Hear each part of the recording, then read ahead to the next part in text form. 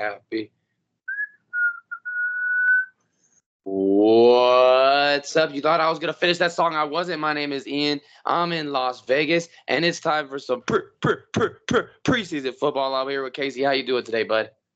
You know, I'm doing really good. The opening of this show always slightly hurts my heart, and it's because I don't know how to whistle. I don't think I actually do. That was just straight up like I'm pushing the shit out my mouth. But anyway, That's still whistling though. I cannot do it. You can't even like No, blow out. I can't, brother. I can't do it. So we're without Justin tonight. Hope everything is good with him. I know he's nervous this season. It's going to come to the Patriots quarterback situation. Speaking of quarterbacks, we are back on track to have pretty much nothing but football until February. We're obviously going to dive into different sports, but as you guys know, football is the main show here. And what me and Casey are going to do, we're going to start off by talking about the preseason game that most intrigues us for, technically, I mean, on my side, it's saying preseason week 1. Last week was Hall of Fame. So I'm going to start with you, Casey. Out of all the week 1 matchups, what's one that you're looking forward to the most? So there's a lot of different games that have level of intrigue. Obviously, for you and me, you're a Rams fan, I'm a Cowboys fan. They play each other Sunday. We're not going to say that game because that's kind of a cop-out. So for me, I kind of wish Sean was here because I would like to get into this with him. Broncos and Colts is kind of interesting. The reason being is they have the Broncos have 3 quarterbacks on their roster, and nobody knows who their starter is going to be. As of right now, they're listing Jared Stidham as the starter, Zach Wilson is backup, and Bo Nix is third string. I don't expect it to stay that way the whole season, of course. However, I'm interested to see how the quarterback corral plays out in the course of the preseason. Sean Payton's already said that Jared Stidham's getting the nod against Indianapolis for the week 1 preseason. So that to me speaks is very intriguing because I want to see how many snaps Jared Stidham gets, because if he only plays a series or 2, that to me indicates Sean Payton is going forward with him as the starter for the at least the start of the season, and doesn't want to see him get hurt. Now, if they each play about a quarter and a half, because they each play a quarter and a half with 3 quarterbacks, that equals out to the 4 quarters. So if they each play about a quarter and a half, to me, that indicates he has no idea who his starting quarterback is going to be. So I think the quarterback carousel for the Denver Broncos, just for me, makes that game against Indianapolis the most intriguing. Yeah, no, I mean, how old is Bo Nix? Like fucking 27. I mean, I don't know, man. We'll see how he does. What about you? What game is sticking out to you as far as the first game of the preseason? So sorry for me, as far as the first game of the preseason, it's definitely got to be Washington at in New Jersey playing against the New York Football Jets. The main reason, it's obvious. Jaden Daniels gonna be starting his first game, second pick in the draft, reigning Heisman Trophy winner. They've come out of training camp and saying he's earned, the right to be starting. So just seeing how he does against a team that was second in pass defense last year is going to be exciting. We know the Jets are going to be, a tough team to contend with during the regular season. Shit. How the last season might have gone differently had Aaron Rodgers not gone down week 1 and then having to fight back from being down, but. Just seeing how Jaden Daniels comes in. I'm really excited to see how shout out Sam Bernardino. He's from Cajon, by the way. But just seeing how he matured from the time he was at Arizona State until LSU, and how he was able to control, the offense, winning the Heisman Trophy, Walter Camp Award, the SEC Offensive Player of the awards are just and listen, he's one of those guys to me that sticks out as a pro quarterback. Bo Nix, I think, looks really good at Oregon. I think he's a good quarterback. To me, it's to be determined if he has the talent. For me, Jaden Daniels, it's not an issue of whether he has the talent. I just think it's a matter of how long it's going to take him to put it together. And I think it could be one of those things where, if he ends up becoming a star and he has a big game this weekend, against a defense like that from last year, could be something we look back on. That makes sense. Let me ask you this, though. This is a game that neither one of us mentioned, but I think it has a level of intrigue that we hadn't really thought about until now. Falcons and Dolphins, they play Friday night, 7 o'clock, right? Now, obviously, the Falcons brought in Kirk Cousins, but then they drafted Michael Penix. So, say Penix completely outduels Cousins in the preseason, outshines him completely. Do you think that might give a nod to Penix over Cousins as the starter? Or do you think no matter what happens in the preseason, due to the fact of how much they're paying Kirk, he's going to march out week 1 as the starter? Yeah, man. And when they made that pick in the draft, it's something that really befuddled me because it's almost kind of like, what are you bringing Kirk Cousins in? I mean, we all know what is Shannon Sharp calling him, third cousins. We all know that he's not by any means gonna be the guy that he's not a franchise who you I guess would be excited about having as your franchise quarterback. But I mean, he's a serious NFL starter. He's been to 4 Pro Bowls. I don't know what's going to happen. I think that you bring a guy in like Kirk Cousins who's been to the playoffs multiple times, and you have him constantly having to look over his shoulder for the 8th pick in the draft. I mean, I don't know. I don't really know how it's going to play out, but I don't like the dynamic that they created there by taking Penix at all. I think there's so many other areas that they could have filled without and letting Kirk come in there and feel comfortable that it's his team and not have to look over his shoulder every 5 minutes. No, that's a great point because that was my thought too, is what was the point of bringing in Kirk if you were going to draft Penix? Because why would you draft a rookie quarterback and then also bring in an established quarterback? Right. Because what mode is Atlanta saying that they're in? Are they building for the future? Are they in win now? And you can give the cop-out answer and say, oh, they're doing both. But you're right, because they easily could have filled another slot that's needed in Atlanta rather than drafting Penix.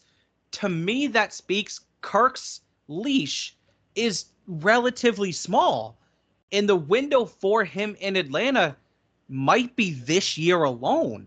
And that's it. Yeah, and then you look at some of the guys that they could have picked up too. I mean, you look at a team that was bottom third in the league in rush defense last year, and then you go and you're gonna take a quarterback when I like Penix in Washington. Is he next up? I think teams are just afraid to whiff on quarterbacks. I mean, but you could have got Brock Bowers. I mean, okay, I guess I'm kind of contradicting myself. They already got Kyle Pitts. You could have got Latu from UCLA. You could have got Byron Murphy from Texas. You could have got Dallas Turner from Alabama. Something to beef up that run defense. But when you go out and take a quarterback, I mean, and it's not the quarterback's name isn't who was the first pick this year? Caleb Williams. Oh my God, Jesus. USC guy. I just drew a blank for a second, but when you're not picking a generational talent like Caleb Williams, even Jaden Daniels, I would have got it. I mean, how long before they got Penix did they get Cousins? It was like a couple of weeks, right before the draft, like about a month. Yeah, something like that. I don't know, man. I don't think there were so many other things they could have done. Hell, they could have went out and got a Doomsday from Washington. Give Kirk a real target to throw to. That dude was one of the main reasons that Washington was so good last year. But it didn't make any sense to me, man. I'm not going to say I'm intrigued by it. It's just a quarterback controversy that's inevitable, but it could have been avoided because if you look at who picked after them in the draft, say Atlanta goes a different direction, they go with maybe a defensive guy. Then picking after that, you had in the 9th slot. Let me see. The fuck is anyone telling me who picked him? Or whatever. But what I was going to say is, Penix could have benefited another team a lot more than he's going to benefit Atlanta. That's all I was getting to with looking for who had the pick after the 8th pick, the 9th pick. So let me ask you this. Actually, before I ask you this, I want to kind of give you a little bit of news here. Billy Beane passed away. Moneyball. Rest in peace, Billy Beane. Anyways, sure. So I wish Justin was here for this, okay? And the reason I wish Justin was here for this, I have a question about the Patriots. So as of right now, they have obviously Jacoby Brissett listed as their starter. They took Drake May 3rd overall.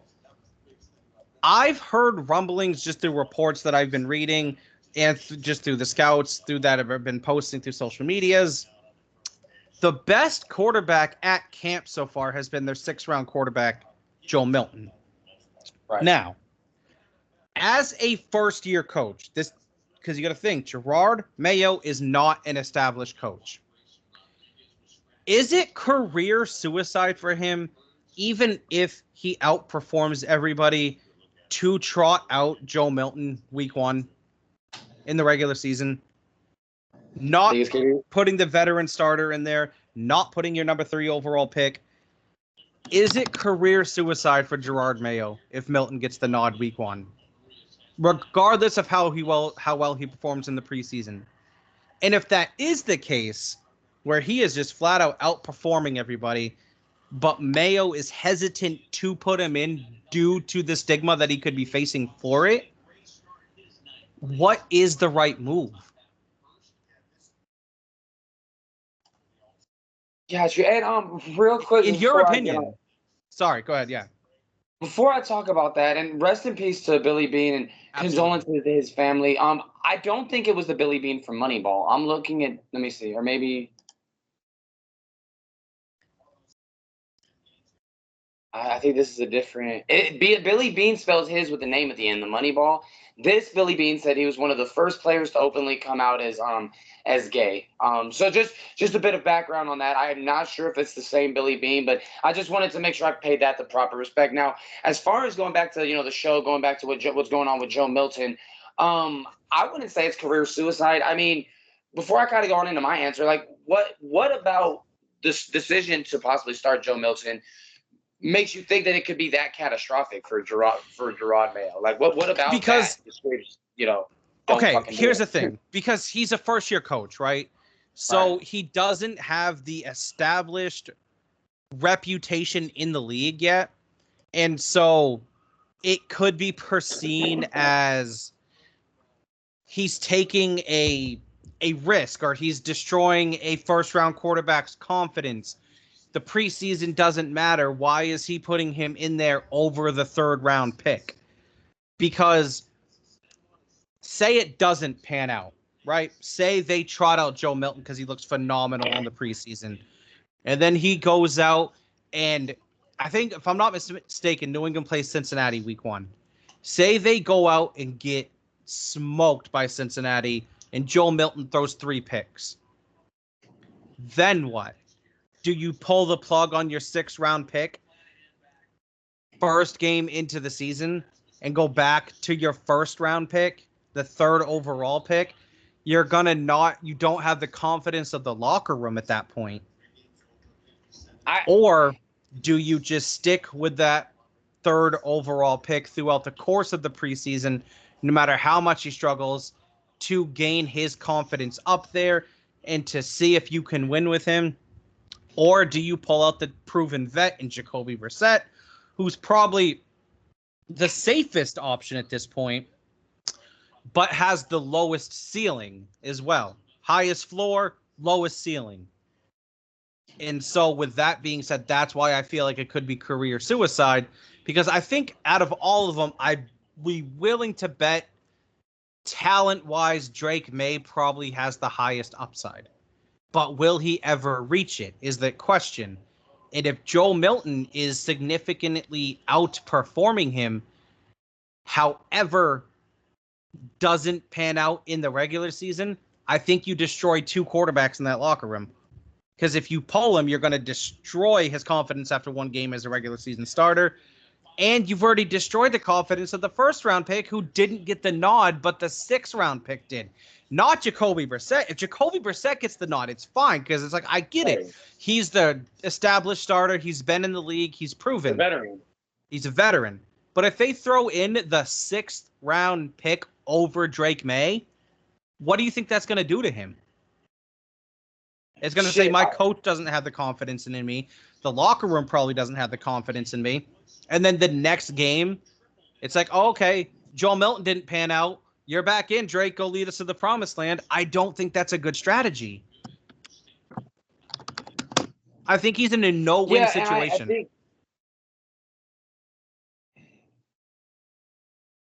Go ahead. Yeah, and what I was gonna say is you make a lot of really good points, as to why you can see it as career suicide. Because I think even floating the idea that Milton could possibly start, is kind of what put us in this situation, to begin with. Look, I mean, I think it's difficult. I mean, you as a coach, you're supposed, we all know, let's be real, NFL politics, top guy, big name.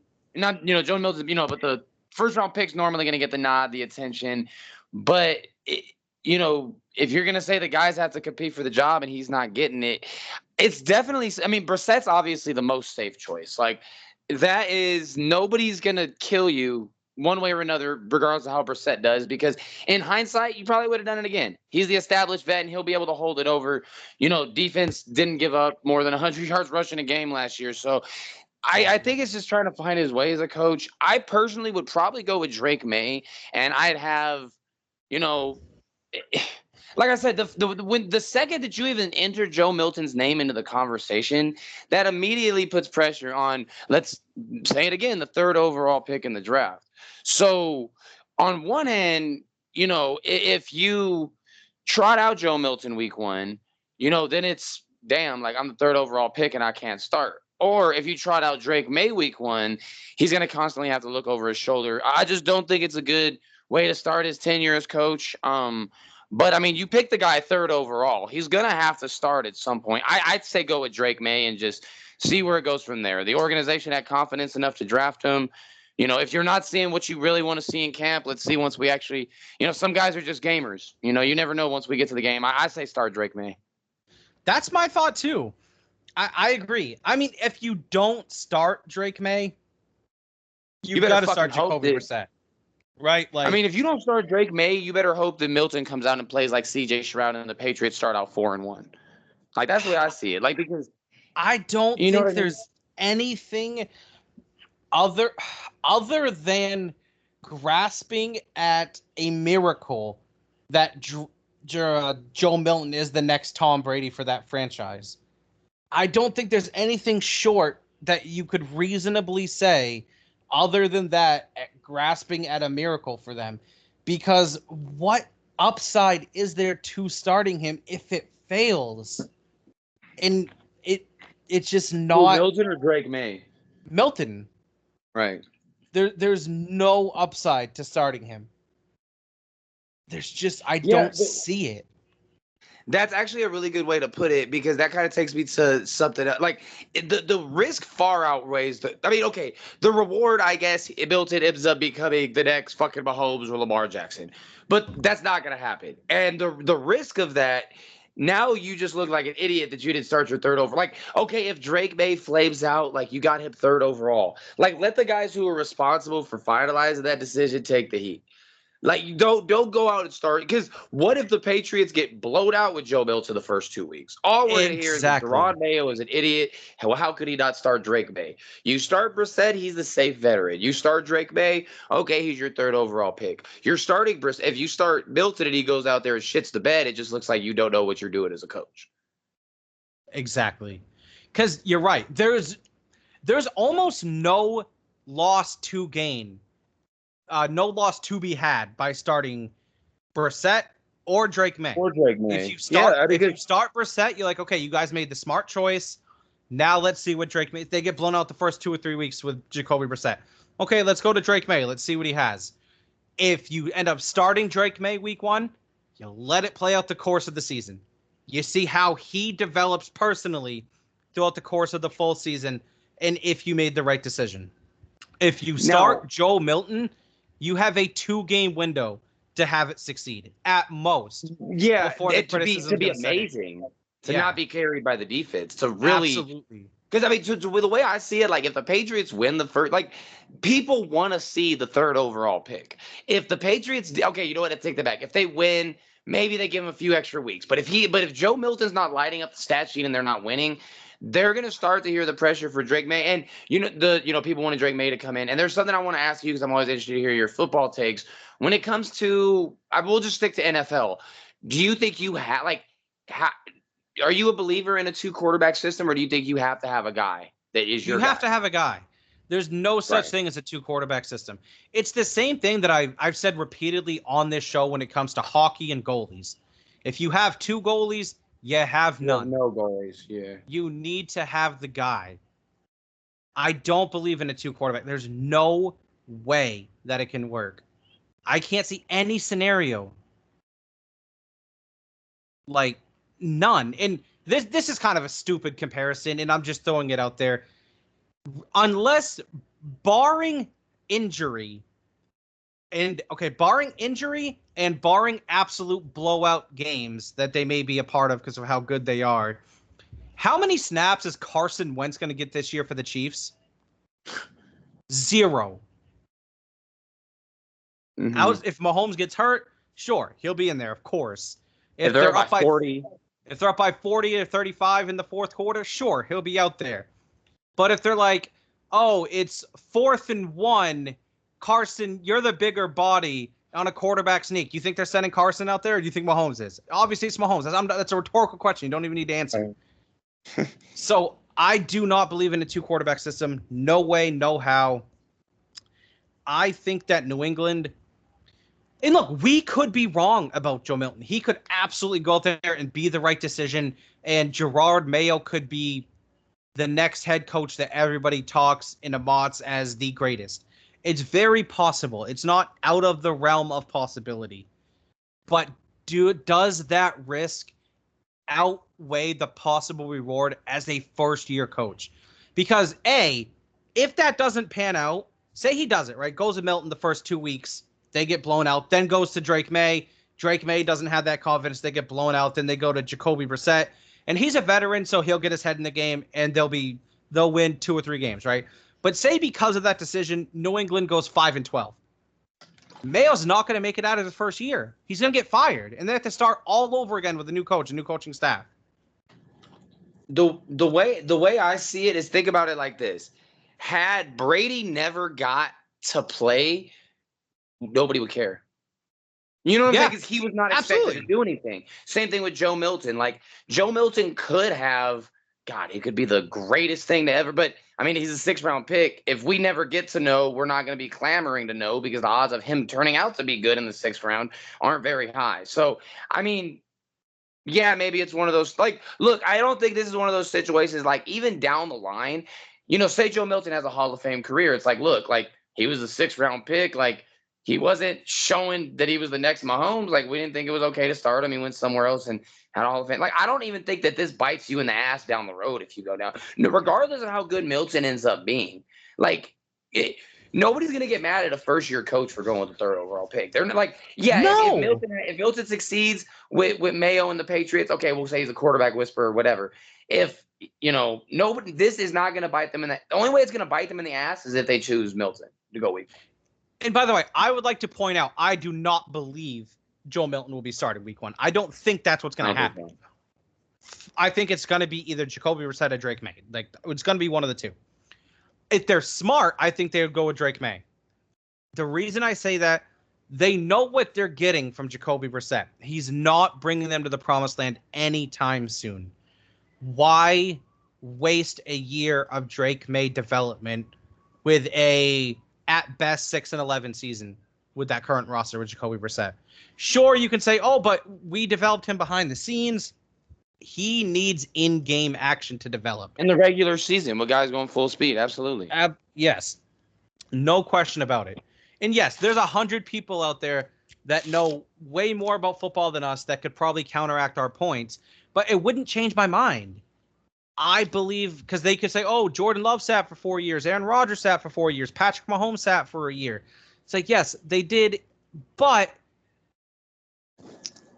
that's not Jordan Love formula. No, here's the thing. There's a couple different stipulations to that, right?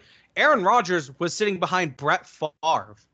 Jordan Love was sitting behind Aaron fucking Rodgers. And Patrick Mahomes, Alex Smith isn't great, but he's also very good. And he's a great guy to learn from. Like, the fuck? Exactly. He's a great guy to learn from. Alex Smith is better than Jacoby Brissett. And also, everyone in that Chiefs locker room said Mahomes was outperforming Smith every day in practice. They knew what he was, but they weren't going to pull out Alex Smith and Patrick. They weren't going to swap them out when the Chiefs started off 7-3, I believe it was. Like, the Chiefs were winning. They weren't going to be like, okay, time for a quarterback swap. That's ridiculous. So you can make those cases for those 3 quarterbacks, but it's not the same scenario. I think you need to go into Mahomes. The fact that they lost in the playoffs to the Titans, like, they kept making it to the first round and losing in the playoffs. Then the next year is when he started. But keep going. I'm sorry. No, you're good. What I was going to say is, like, when you're that coach, the first-year coach, go with the first-year quarterback. Don't play it safe. Take that risk. Because as long as New England held on to Bill Belichick, 20-something years, right? They're itching for success again. They have been awful for 4 years. 4 years. They have been awful since Brady left. No, didn't they make the playoffs like once and got blasted in the first round? Yeah, I think they were like destroyed by the Bills by like 40. Yeah. So I don't foresee Gerard Mayo having a long enough leash to play it safe. But I also definitely don't think he has a long enough leash to take that big of a risk and play the 6th-round quarterback either, which sounds extremely contradictory because I'm saying don't play it safe, but also don't go too risky. But as a sports fan and as a football fan, you know what I mean when I say that. Like, yes, it's contradictory, but it also makes sense. No, I totally get what you're saying. Yeah. You need to play the 1st-round quarterback. I think that's the only move that in the long run could be successful for Gerard Mayo. I think Jacoby Brissett is safe. I think it would get him through the year. But I think you're wasting a year of development for Drake May. And so I think you're wasting a year of your leash as the coach. Right. It's like don't go into the corner and tuck your tail, but also don't fucking jump off a cliff with no parachute and hope to land in an ocean. Like Yes, you gotta find some kind of middle ground. Like it's almost like looking at Joe Milton. It's like Gerard Mayo, who do you think you are? Starting the 6th goddamn round. And what if he comes out there and stinks it up? You know what I'm saying? But like you said, he's probably not gonna be starting. No, he probably won't. But with that being said, that makes me extremely intrigued to watch New England's game against Carolina on Thursday. I want to see that quarterback, Carell. I want to see who they said Jacoby Brissett's going to start. So I think Brissett will be out there for the first quarter, and then I think it's going to go not back and forth, but I think May will come out for the 2nd and the 3rd, and I think Milton will get the 4th. And I really want to see how this plays out. I really, really do. I am almost, just for the storyline, am rooting for Milton to go out and ball. Because I want to see the storyline grow. I want to see him go out, throw 2 touchdowns, 160 yards in the 4th quarter. No picks. Yeah. Just darting motherfuckers. That's what I want to see. I want to see the storyline develop. Because I want to see, I'm not a Patriots fan at all, but I want to see how Gerard Mayo responds to that type of pressure that he would get. Because you know damn well, especially how sports media is, if Drake May goes out and stinks it up in the first preseason game and Joe Milton goes out and balls, there's going to be that talk. Oh, maybe they should start Milton. Maybe this conversation is truly heating up. Yeah, and that's one thing I was actually going to say is one more last question before we kind of transition topics a little bit. How much weight do you give to the preseason game against Carolina? Like, how far do you think, like at the most extreme, it could possibly, impact the quarterback battle? So let's put it like this. This is just preseason in general. It doesn't just relate to this game. When it comes to the starters in the preseason, I give what they do zero thought. I don't care if they're terrible in the preseason. I don't care if they're great. Right, because how hard are they truly going? I don't give no merit to that whatsoever. However, when it comes to borderline players, rookies, when it comes to newly signed free agents who are, borderline stars that are they have their last ditch effort to prove they still belong in this league, a la Ezekiel Elliott for Dallas. I put a lot of stock into what they do in the preseason because it shows how this game especially. Exactly.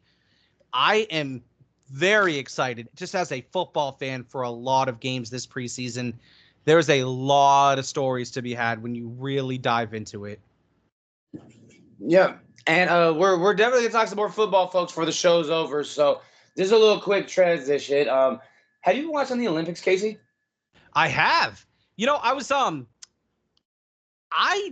you said this in the chat the other day. I found it funny because I was watching a little bit of handball, And you said Oh, your toxic trait is that you think you could find 4 or 5 of your homeboys and go win gold at the Olympics in handball. yeah. I forgot that handball was a sport. Like we used to play it in phys ed all the time. I Phys completely ed. forgot.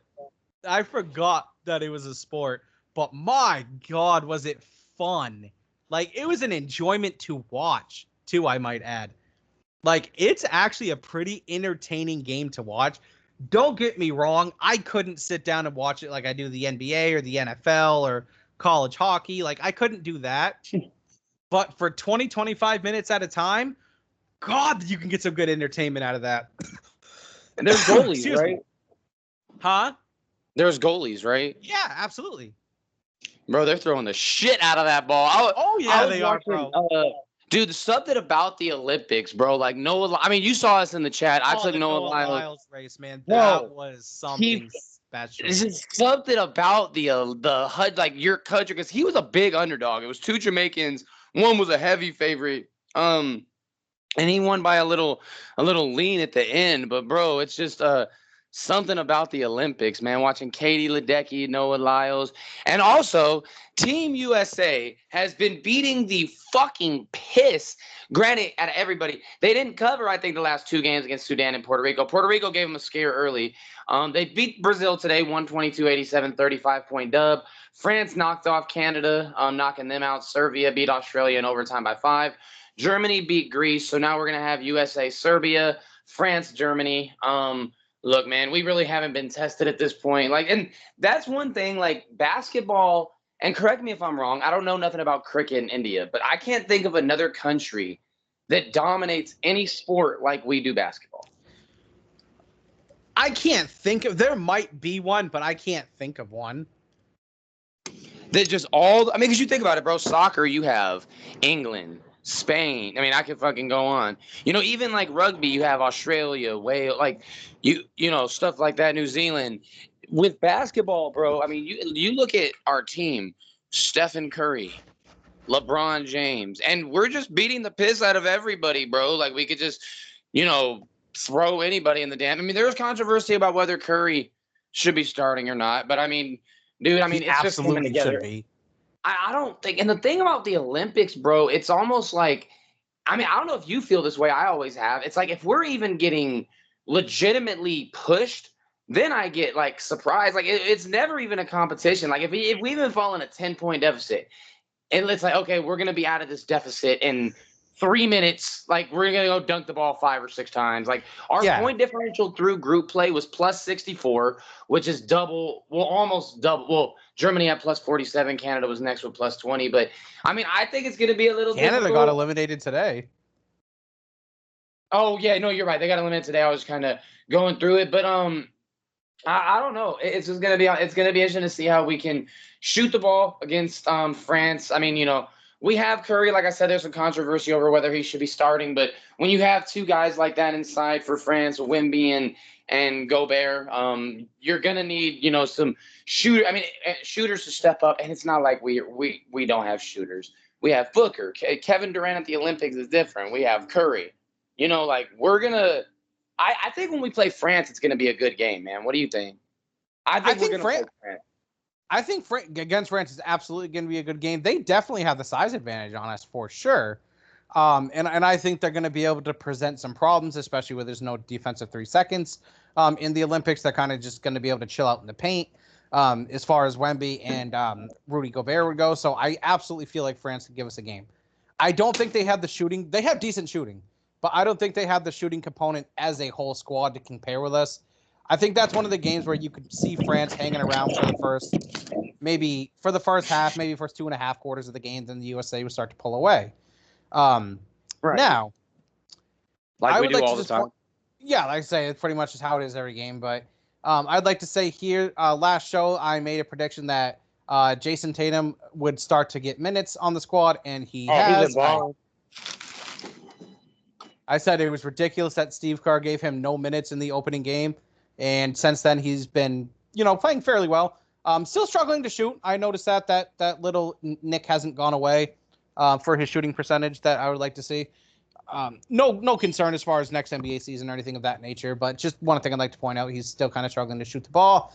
However, I don't foresee that having any real impact on the USA. They are just too far ahead talent-wise for anyone else to really compete. Yeah, and that's how it is every year, man. It's really like I would say, even with all the way that the talent is evolving in the world in basketball, if we play I'd say if we play 75% in our best, we could be any other team at 100%. Absolutely. Like we can't No quite go question. 25% and just roll everybody, but like if we don't stink up the joint, if we don't turn the ball over, if we don't commit dumbass fouls, like we play Serbia again. The things with these, like you look at these Olympic teams like Serbia, Germany, like they're playing, like they play all these guys like Ty Schroeder in Olympic tournaments together so much more than our guys, because we could just trot out our, not even our, like our C team, and at least go compete, at least go qualify, and then we're like, okay, LeBron, go win us a gold medal, But it's like if we don't shit the bed, like we should smash Serbia, and then if we play Germany or who is it, France, but Germany can beat France too. Germany's been smashing people. Germany is no joke. They got Schroeder too. Germany is no joke at all. But just put Anthony Edwards on Schroeder and you'll be fine. Like I think, yeah, I don't know. It's one of those things, bro. Like I said, like I mean, the international game is so much different, but at the same time, like we have LeBron, we have Durant, we have fucking. I don't even need to go over the roster. Like it's not even. We have Embiid. Here's the thing, right? It's something that you and I discuss quite frequently. Yes, the international game is different. It's quite different than NBA basketball, right? However, when it comes down to it, they're just hooping. Like when they're out there, they're not thinking about, oh, this is a world difference, this is a world difference. They are just out there hooping, and when they are doing that, they're the best team in the world by a wide margin. That's kind of how I've grown to feel more. And honestly, I think a lot of people don't appreciate the rule differences and, stuff like that as much as they should. But at the end of the day, it's the United States of America. It's LeBron James. It's Kevin Durant. Like, you know what I'm saying? Like, if they go out there and just hoop and play basketball, they'll fucking blow everybody out. Like, there's nobody that can really fuck with us in basketball, like, really at all.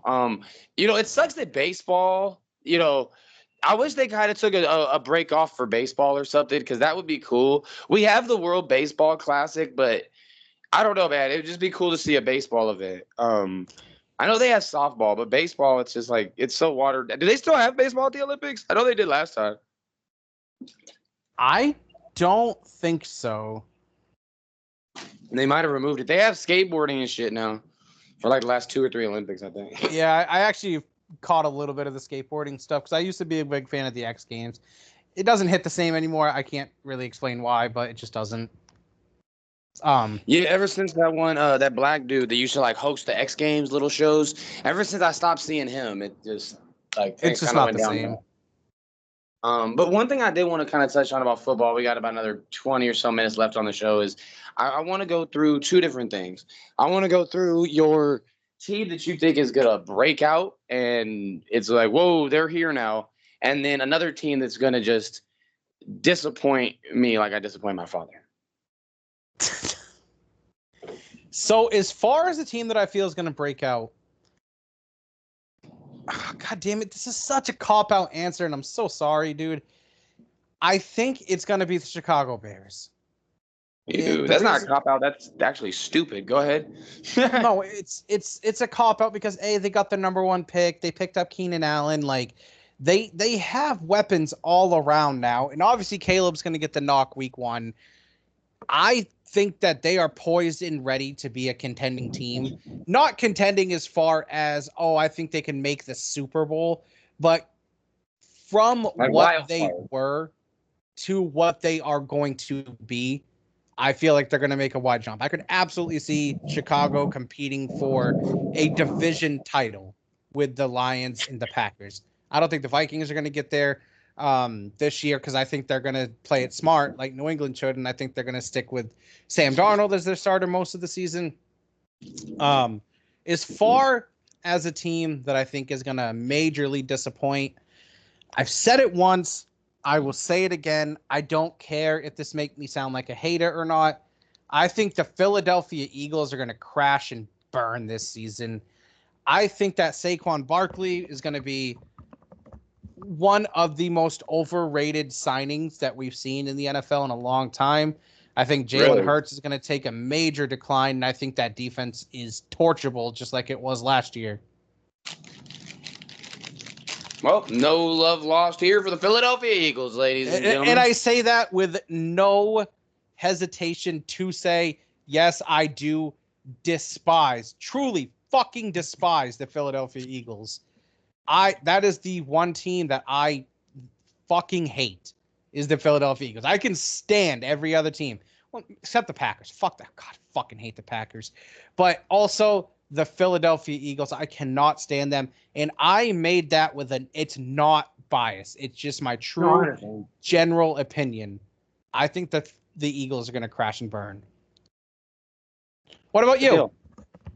Excuse me. So, for my breakout team, just ram it. I think we're gonna be back, man. I believe it. I think the Rams are gonna be good. I've been saying it since the end of last year. I think the Rams are back. We're fucking back. We are back. Like I said, it's gonna be interesting to see. Y'all gonna get fucked up on Sunday, of course, but that's my taco, bitch. Get away. Why are you always eating tacos?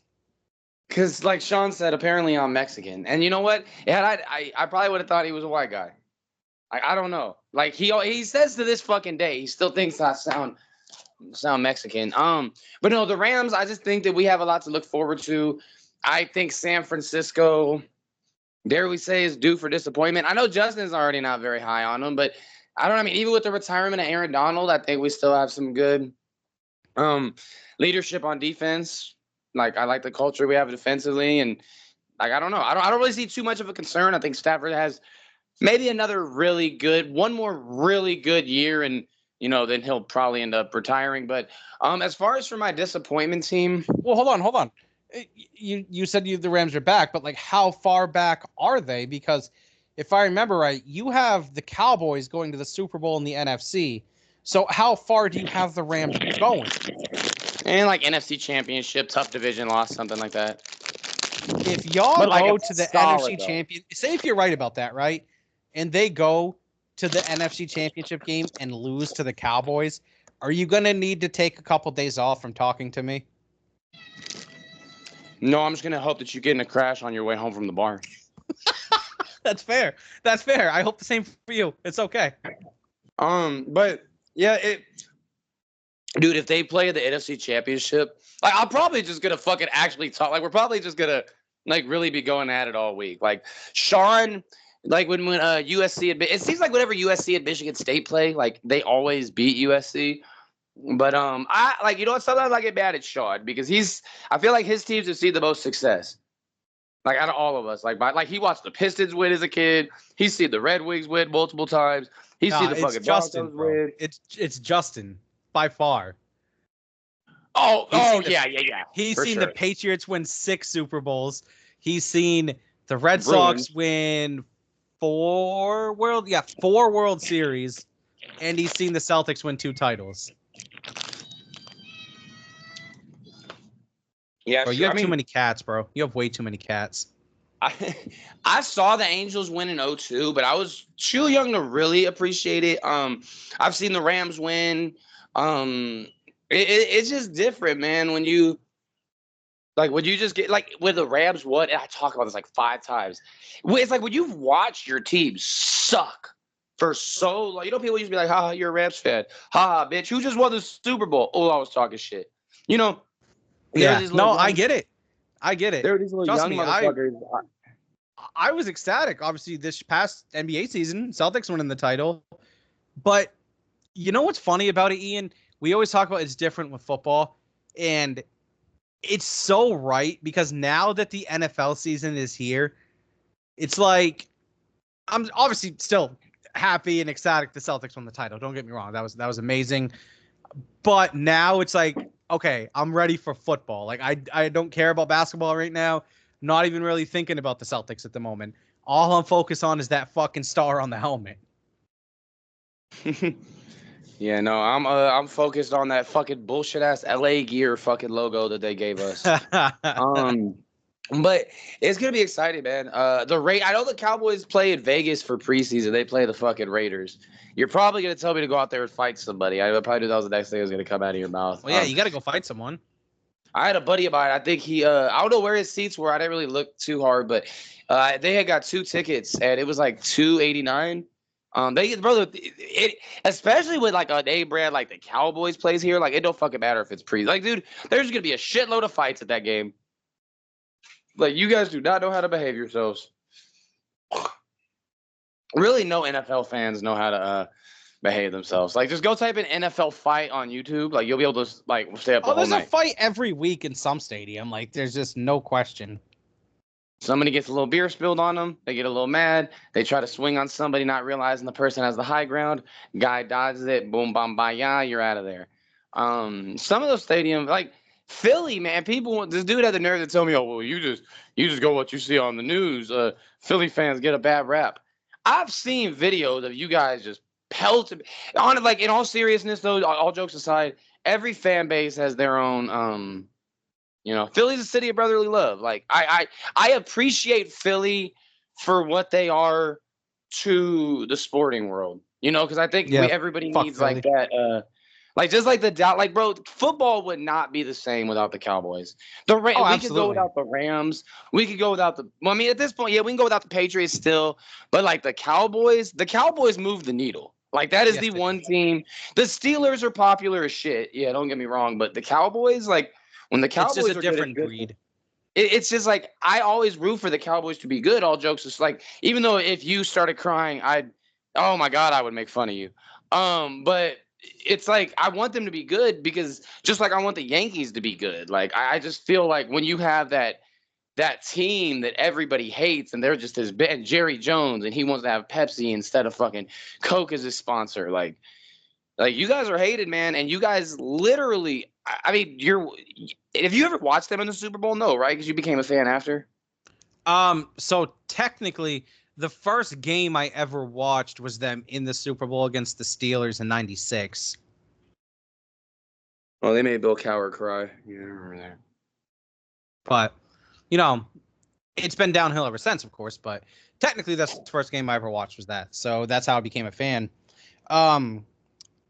Now, we're kind of running out of time on the show here. So I want to get to the question. And Ian, I got a question for you. Yes, sir. Hard Knocks returns tonight. And so it's with the Chicago Bears. So I want to ask you, Ian, what is your favorite all-time Hard Knocks moment? There's so many. Let's go eat a goddamn snack. Oh, who doesn't love that one? I mean, honestly, it's got to be when the dude impersonated Shannon Sharp. I remember. Yep. Either that or when No, you know what? No. Fuck that. It wasn't even that. It was when the Jaguars were on it. You know what I'm about to say? When the Jaguars were on it. Big black dude. I forgot his when fucking he was getting name. smacked? Yeah, when he was getting. It's like, yeah, that's right, Joe. Make blood come to my motherfucking. Yeah, that shit. That was my favorite moment. That's classic. Who didn't? Okay, that's fair. That's actually really good. That's actually a really good one. If I had to say mine, I love the "Let's get a goddamn snack" moment. Because they did the Jets 2 years in a row. I think it was 2009 and 2010, right? They did the Jets for great reasons. Like Rex Ryan was TV gold. Was made for TV. He was 100%. He was. Fuck Vontae Davis getting traded. Oh, that was one of my favorite scenes. Yeah, that was awesome. He quit at halftime, didn't he? Yeah, he did. He did. He retired at halftime during the season. There's a lot of them. Of course, the real emotional moments I'm kind of a sap for sometimes when the low man on the totem pole finds out he made the 53. Like, that's so cool to see, man, because I have so much respect for how hard they work And to see somebody's dreams like come true and they're like, congratulations, you made the 53, and like their heart just stops. You know what I mean? They're just so I like happy, when so they in the call their moment. parents and tell them. Yeah. I love those moments. um, the Cowboys were on it a couple years ago. And so one part that I thought was very cool is the first preseason game, right? This was the year that Micah Parsons was a rookie. And Oh, I so saw that. Mm-hmm. he played like the first like 2 series of the game, got the phone call from Dan Campbell. It's like, hey, we're taking you out. I Micah's like, saw that. no, Yeah. no, fuck no, I ain't ready. I need more time. And his linebacker coach or whoever it was had to tell him, like, bro, like, chill, like, you're good. But he just wanted to keep playing. Yeah, I saw that. Yeah. They always show that clip, like Michael Parsons is different. I mean, Michael Parsons is different, bro. Hard Knocks. One dude that I really got attached with his story was Josh Scobie, the kicker from the Jaguars. Because I remember in one Yeah. of those episodes, he did I forgot what I think he kicked the ball off and he made like a big hit. And it's like when you see. Like you said, when you see the dude making the 53-man roster and then when you see him getting cut and, they're just like, damn, like, I've been a football player. It's like, dude, to work that hard. And the reality of life is we can work, no matter how hard we work, we might not still make it. When you see that reality set in for guys, just as much as the positive moments are good, it's like, dude, like, it's got to suck. You know what I'm saying? And then when you Yeah. see some of those dudes, like, later on, you're just watching an NFL game, like, wait a minute. I remember he was on Hard Knocks crying, but yeah, seeing a guy finally making the 53-man roster and then they call their parents or whatever, and especially with training camp, man, because I feel like training camp it's really like a boot camp. Everybody's staying together and horns all fucking day, and you finally Yeah. make it after going, and especially when you're a guy that's 7th-round pick or undrafted and you make the roster, it's like. Yeah, and then my favorite thing before we get off the show is like seeing these guys in preseason, like we were talking about last week, like the guys that really embrace their roles. Like you see guys on kickoff coverage running their ass off because they might, make one hit, force one fumble, and they're on the team. And then you see other guys who, they just drop a ball and they're like, fuck, I think I just fucked up my dream. And then sure enough, they get cut. It's just the reality of the show, man. But like you said before, like with so many different team social media pages, like Hard Knocks really doesn't have the it's The niche draw that it used to. right. It's kind of gone. So what you talk about a player that kind of stuck out to you. There was one that stuck out to me, and it was during the Texans Hard Knocks. I think it was 2015, if I'm not mistaken. 2015, 2014, one of the, I think it was 2015. There was a player named Courtney Brown, I believe it was, that played for the Texans. I remember his storyline so well. The reason I remember it is because it was his 3rd year on the team, never fully made the 53. Been on practice squad, but never suited up in an actual NFL game. And it came down to the last preseason game. He was still on the team. He got, I believe it was either a fumble return for a touchdown or a pick six in that game, right? And then when I'm watching that, I remember in my head thinking, finally, like this, I was rooting for him because I was like, man, he's never made the team. This is this guy's dream. I want to see it happen. I was like, man, this guy finally made it. He got a pick six. And then the next series, I believe he got an offside penalty and then had to come out of the game because he was tired. And so I remember Bill O'Brien, because I don't know if you know, they have a signal that they do. They tap their helmet if they have to come out, right? I didn't know that until then, but they tap their helmet if they have to come out because they're tired. And so I don't know. I tapped my head when I did that. I don't know why. Anyways, so he tapped his helmet and they took him out. And the coach was like, that's fucking Courtney again. He's tired. And so after the game, of course, they don't do their cuts right then, but he got the call 2 days later to come turn in the playbook, man. My heart dropped for him, dude. Go ahead and repeat that because I accidentally hit the hold button. Run that back one more time. Okay, so I'll start from the top. So you mentioned a player that you got a draw to during one of your watches. Oh no, I heard up to that point. I heard up to the point of him getting a pick six and then getting offsides and then it cut off. Yeah, so he got after the drive where he got a pick six, right? So during that drive, I was so happy for him, dude. The man got his pick six. I'm like, finally, he's gonna make the squad. So the next drive, he ends up getting an offsides penalty, and he has to come out because he's tired. He does the tap of the helmet, has to come out. And the coach, when he tapped his helmet, was like, oh, that's fucking Courtney again. He's tired. And so at that point, I was like, he's had a little ups and downs, but that pick six may be enough to keep him on the squad. And so I think it was 2 days later, man, he got that call after that game. Coach needs to see you. Bring your playbook. My heart dropped for the guy, man. I was like, he did all he could do. This is third year in a row getting cut last minute. You feel for people like that, man, because he wanted it so bad. And there's a reason that the NFL is the NFL, because it's the absolute best of the best.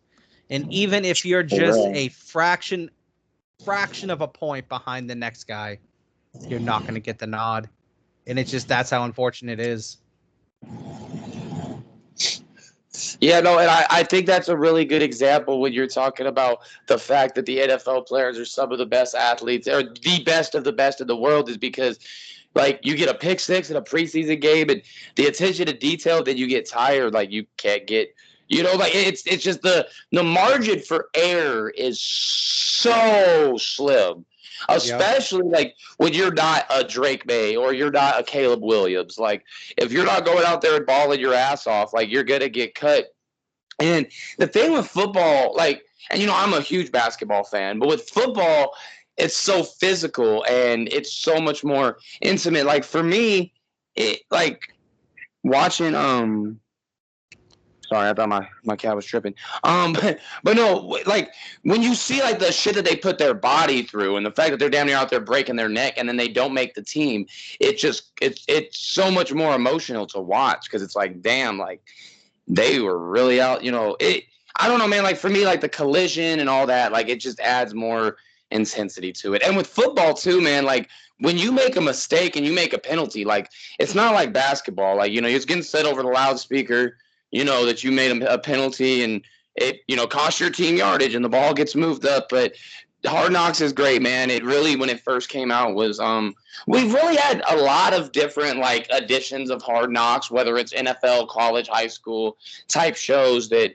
it's really not the same. But one thing that always is going to be the same is mixed reactions coming to you whenever I get to fuck around to uploading the show. So, Casey, it was a pleasure speaking with you tonight, my man. Always is, brother.